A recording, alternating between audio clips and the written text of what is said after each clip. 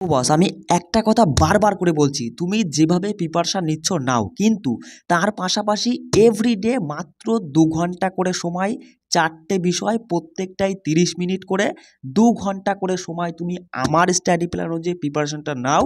আর তো মাত্র 48টা দিন রয়েছে, এই 48টা দিন তুমি আমার কথা মতো প্রিপারেশনটা নিয়ে দেখো 2 ঘন্টা করে। তারপরে আজকে জিকে থেকে আমরা এমন দুটো টপিক দেখে নেব যেখান থেকে পরীক্ষায় প্রশ্ন হয়।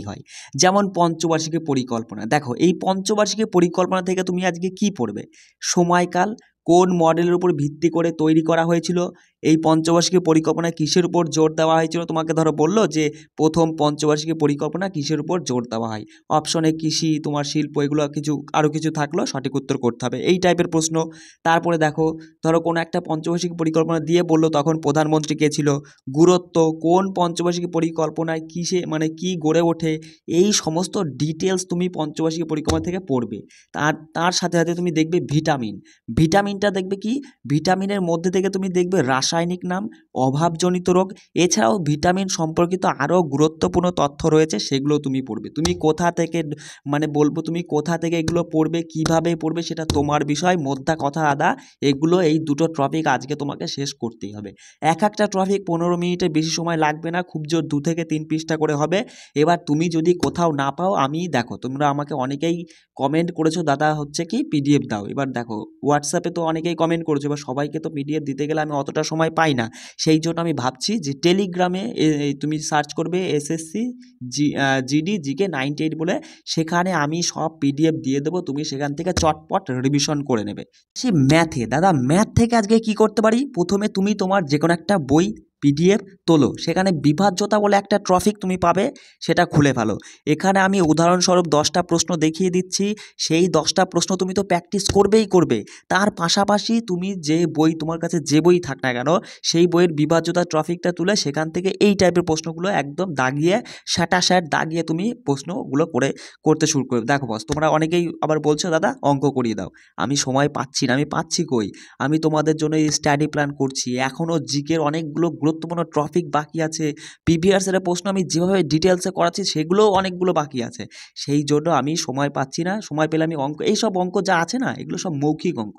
মানে কি বলবো বস, তুমি এগুলো সব প্রশ্ন পড়তে উত্তর করতে পারবে, কিন্তু আমি সময় পাচ্ছি না। এবার তারপরেও যদি আমি পাই, মানে কি বলবো, আমি যদি সময় পাই তাহলে আমি অবশ্যই এগুলো করিয়ে দেওয়ার চেষ্টা করবো। দেখো, বিভাজ্যতা থেকে তুমি প্রথমেই দেখবে এই টাইপের প্রশ্ন, যে কোনো একটা সংখ্যা যদি 9 দ্বারা বিভাজ্য হয়, তবে এ এর স্থানে কোন ক্ষুদ্রতম অখণ্ড সংখ্যাটি বসবে। এবার 9 দ্বারা বিভাজ্য না বলে এখানে অন্য একটা সংখ্যা দিয়ে 11 দ্বারা বিভাজ্য বললো, বা অন্য একটা সংখ্যা দিয়ে 36 দ্বারা, বা তোমাকে 72 দ্বারা বিভাজ্য বলো, মানে এই টাইপের প্রশ্ন তুমি দাগাবে, চটপট করবে। তো 2 নম্বর প্রশ্ন বলছে এন এর যে কোনো পূর্ণ সংখ্যক মানের ক্ষেত্রে যখন 3 দ্বারা বিভক্ত হয় তখন ভাগশেষ কত হবে, এই টাইপের প্রশ্ন করবে। যেমন এতকে যদি 23 দিয়ে ভাগ করে তাহলে অবশিষ্ট কত থাকবে, এই টাইপের প্রশ্ন তুমি দেখবে।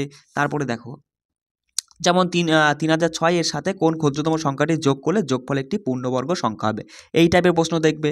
যদি ভাজক ভাগফলের 6 গুণ এবং ভাগশেষের 4 গুণ এবং ভাগশেষ 3 হয়, তবে ভাজ্য কত, এই টাইপের প্রশ্ন। যেমন এত এত এত এত নিজের কোন সংখ্যাটি দ্বারা বিভাজ্য, অপশনও যে তোমাকে এইসব অঙ্ক না বস আমি করিয়েছি। দেখো তুমি আমার মানে কি বলবো, চ্যানেলে তুমি যদি একটু ভালো করে দেখো, বা আমার যদি পুরনো স্টুডেন্ট হও, আমি আগে তো অঙ্কই করতাম, এগুলো তুমি নিমেষের মাধ্যমে সমাধান করতে পারবে। ঠিক আছে, চলো আর কিছু অঙ্ক দেখব।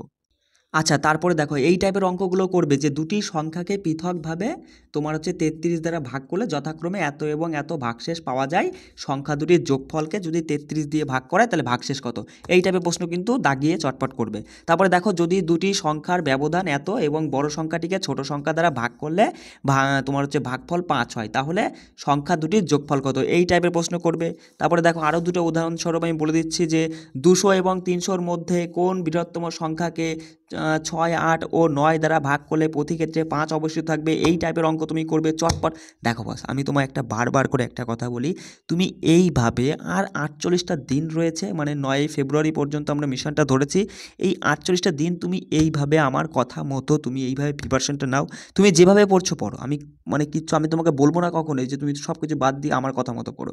তুমি তোমার মতামত অনুযায়ী বা তোমার টিচার বা শিক্ষকের মতামত অনুযায়ী যেভাবে প্রিপারেশন নিচ্ছ নাও, তার পাশাপাশি আমি বলবো 2 ঘন্টা করে সময় তুমি আমার স্টাডি প্ল্যান অনুযায়ী এই 48টা দিন কাটাও। এই 48টা দিনের মধ্যে আমি এই 2 ঘন্টা করে সময় সব একদম সিলেবাস পুরো ডিটেলসে তোমাকে শেষ করে দেবো, কোনো চাপ নিও না। তারপর দেখো এই টাইপের প্রশ্ন করবে যে সর্বনিম্ন সংখ্যাটি নির্ধারণ করুন যাকে তোমার হচ্ছে 12, 18, 36 এবং 45 দ্বারা ভাগ করলে যথাক্রমে এত এত এত এবং ভাগশেষ থাকবে। অপশন অনুযায়ী সঠিক উত্তর তোমাকে করে আসতে হবে। এবার দেখো জিআই, আজকে আমরা জিআই থেকে কি করব বস, বর্ণ শ্রেণী বলে তুমি একটা টপিক পাবে, চটপট জিআই এর যে কোনো একটা বই খোলো, বর্ণ শ্রেণী বলে টপিক থেকে 5টা প্রশ্ন চটপট দাগিয়ে নাও চোখ কান বুঝে। সেই 5টা প্রশ্ন 5 মিনিটের মধ্যে করে নেওয়ার চিন্তা ভাবনা নেবে। দেখো কি ধরনের প্রশ্ন দাগবে, যেমন প্রদত্ত সৃষ্টি সম্পূর্ণ করার জন্য কোন অক্ষর গুচ্ছ তোমার হচ্ছে প্রশ্ন চিহ্নে প্রতিস্থাপন করবে, এই টাইপের প্রশ্ন। এই যে সংখ্যাগুলি জিজ্ঞাসা চিহ্নে কি বলবে, এই টাইপের 5টা প্রশ্ন চটপট দাগিয়ে করো। সাংকেতিকরণ অসাংকেতিকরণ থেকেও 5টা প্রশ্ন আজকে তুলবে। কোন টাইপের প্রশ্ন তুলবে, যেমন একটি নির্দিষ্ট সাংকেতিক ভাষায় তোমার বললো ফিঙ্গারকে তোমার এটা লেখা হয়, ডেস্ট্রয়নিকে লেখা হয় এটা, তাহলে সেই ভাষায় তোমার কি বলছে যে গ্রান্টেডকে কি লেখা হবে। এই টাইপের 5টা প্রশ্ন তুমি তোলো, চটপট দাগ দাও, করে ফেলো।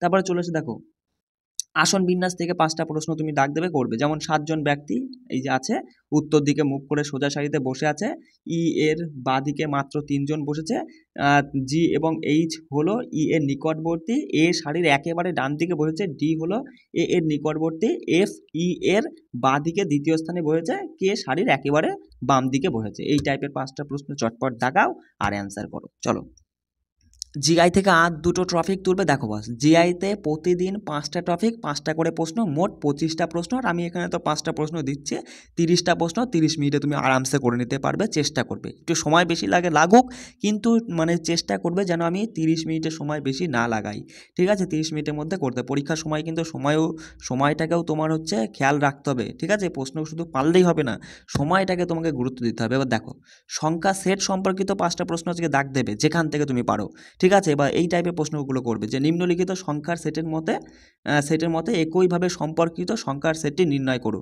যেমন এই যে দুটো সংখ্যা, এই দুটো সংখ্যা মানে এই যে মানে দুটো সেট আর কি, 3টে সংখ্যা যেভাবে হয়েছে, এই যে এবার এখানে এই যে এদের যা সম্পর্ক রয়েছে আর কি, মানে এক একটা সংখ্যার মধ্যে যে সম্পর্ক, এবার তোমাকে 3টে অপশন দিয়ে দিলাম, এদের মধ্যে এই একই সম্পর্ক রয়েছে এমন সংখ্যা সেট কোনটা, সেটা ঠিক চিহ্ন দিতে হবে। বুঝতে পারছো আমি কি বলতে চাইছি? এবার দেখো সাদৃশ্য বলে টপিক তুলবে, সেখান থেকে 5টা প্রশ্ন চটপট দাগাবে আর চটপট অ্যান্সার করবে। কোন টাইপের প্রশ্ন, যেমন মুম্বাই সমান মহারাষ্ট্র হলে পরে ভোপাল সমান কী হবে, এই টাইপের একদম ইজি টাইপের 5টা প্রশ্ন তুমি দাগিয়ে করো। চলে আসে হিন্দিতে। হিন্দির জন্য তো বস আমি বলেই দিয়েছি, অলরেডি তুমি কোনো ভালো একটা টিচার দেখে নিয়েছো হিন্দির জন্য। আমি হিন্দি পারবো না মানে তোমাকে পড়াতে, ঠিক আছে? যেটা আমি পারবো না সেটা আমি বলে দিচ্ছি, ঠিক আছে? এবার হিন্দির জন্য আমি তোমায় কি করতে পারি, কারণ আমি তোমায় কি বলছি, আমি তোমায় হচ্ছে টেলিগ্রামে এই যে এসএসসি জিডি জিকে 98 বলে তুমি সার্চ করবে, এখানে আমি প্রত্যেকটা দিন একটা করে 20টা প্রশ্নের প্র্যাকটিস সেট দিয়ে দিচ্ছি। 50 দিনে তুমি যদি 50টা প্র্যাকটিস করো, তাও মোটামুটি তোমার হচ্ছে 15টা প্রশ্ন না হোক 12টা প্রশ্ন ঠিক তুমি করতে পারবে। 24টা নাম্বার তুমি চোখ কান বুঝে পেয়ে যাবে, এই একটা সেট করে 50 দিন তুমি প্র্যাকটিস করো, ঠিক আছে? যাই হোক, সবাই ভালো করে প্রিপারেশন নাও, এটাই হচ্ছে মোদ্দা কথা। আর হচ্ছে তো কি বললাম যে আমার এই স্টাডি প্ল্যানটা কিন্তু অবশ্যই তুমি ফলো করো বস। 50টা দিন আর 48টা দিন রয়েছে, এই কটা দিন তুমি এভাবে চালিয়ে যাও না, তারপর তুমি নিজে বলো দাদা তুমি কতটা হেল্পফুল হয়েছে এখান থেকে। যাই হোক, সবাই ভালো করে প্রিপারেশন করো। জয় হিন্দ।